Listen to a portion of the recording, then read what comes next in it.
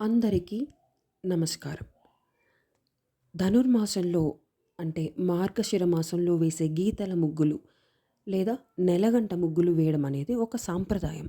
కానీ దీని వెనుక ఉండే ప్రయోజనాలు అనేవి చాలా కొద్ది మందికి మాత్రమే తెలుసు. సో ఇంకొకసారి గుర్తు చేసుకుందాం. ధనుర్మాసంలో వైకుంఠ ద్వారాలు తెరిచి ఉంటాయి అని అందరికీ తెలుసు.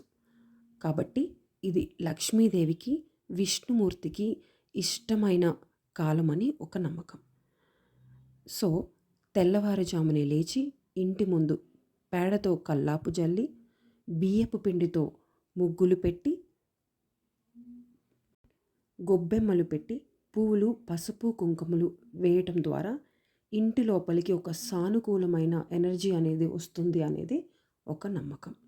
అలాగే దాంతోపాటు ఈ గొబ్బెమ్మలు పెట్టడం, కల్లాపు చల్లడం, ద్వారానికి పసుపు రాయడం, వీటి వల్ల క్రిమికీటకాలు అనేవి గుమ్మం దగ్గరే ఆగిపోతాయన్నమాట.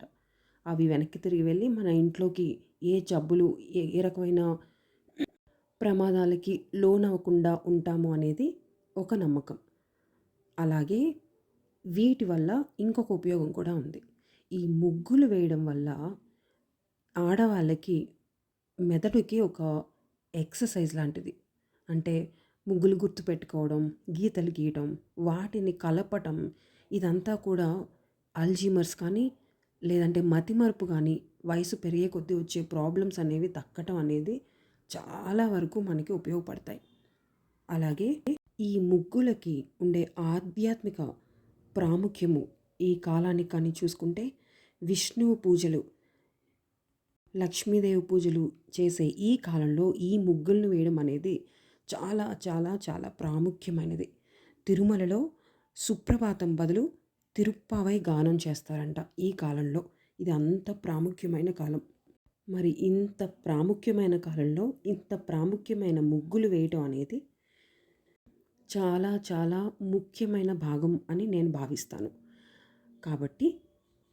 కాబట్టి ప్రతి ఒక్కరూ తెల్లవారుజామునే లేచి ముగ్గులు వేసి ఈ చల్లటి గాలిలో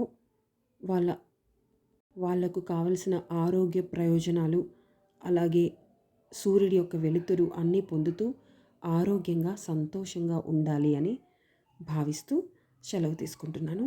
మరొక వీడియోతో మళ్ళీ కలుద్దాం.